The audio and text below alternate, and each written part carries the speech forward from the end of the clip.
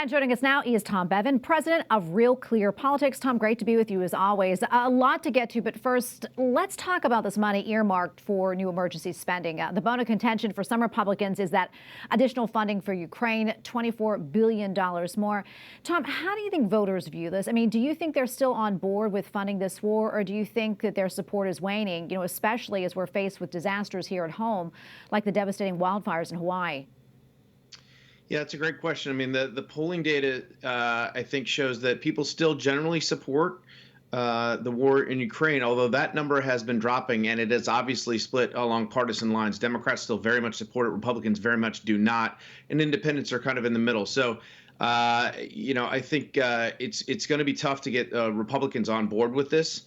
Particularly in the House and the Senate, they're a little bit more in favor of it. So it's going to be a battle. But I think by and large, the country's fairly split on Ukraine in terms of they want to support it, but with inflation and the amount of money that's being spent, it's becoming more and more of an issue. Yeah, I want to get to some new polling data, too. President Biden's job approval is on the decline and now sits at 41.1%, according to the Real Clear Politics average. Tom, what do you think is behind this drop in support for Biden?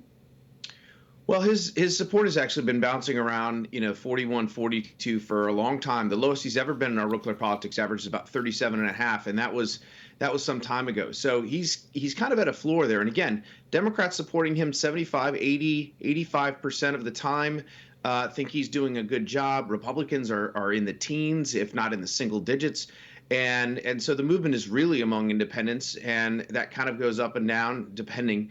But lately he's had a bit of a rough go. Again, the economy is the number one issue by far on the minds of all Americans. And his approval rating on the economy, on inflation in particular, is in the low 30s. And so I think that's what's really driving his low approval ratings and keeping them low for some time. Yeah, and it seems he is, polling, though, slightly ahead of former President Trump. And if the two were matched up against each other again in a general election, that is. Your thoughts on that, Tom? And do you think this could be a rematch between Biden and Trump in 2024, despite all the controversy surrounding both of these candidates? I cannot tell you how many times I get that question when I'm out, Tracy. It's what everyone wants to know. Is this really going to happen again? Given that, I think, both candidates have their flaws, and it would be a very close race from all the indications. Right now, as you mentioned, Biden is leading Trump, but I think it's like less than a percentage point in our Real Clear Politics average nationally. But this race is going to come down to all those same swing states that were on the table last time: Arizona, Nevada, Georgia, Pennsylvania, Michigan, Wisconsin. And it would be a very, very close, hard-fought battle all the way. So, look, unless and until I see something in the numbers that shows that President Trump is suffering a drop in support, he is the heavy favorite to win on the Republican side. And unless and until the Democrats come up with some way to, if they want to get Biden off the ticket at some point because of his age or the Hunter Biden issue, that's going to be a heavy lift for them as well. So right now, we're proceeding as if it's going to be a rematch of 2020. Yeah, and I want to talk a little bit more about former President Trump. And this time, though, that latest indictment, the fourth one in just the past couple of months.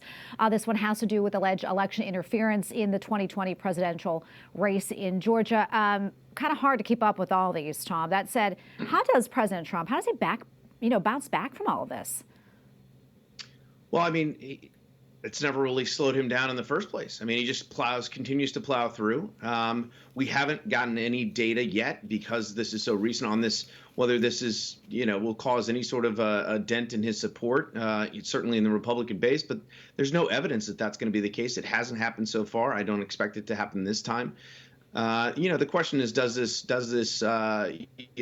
this affect him in a general election? I know that the Fulton County DA just asked for a trial date of March 4th.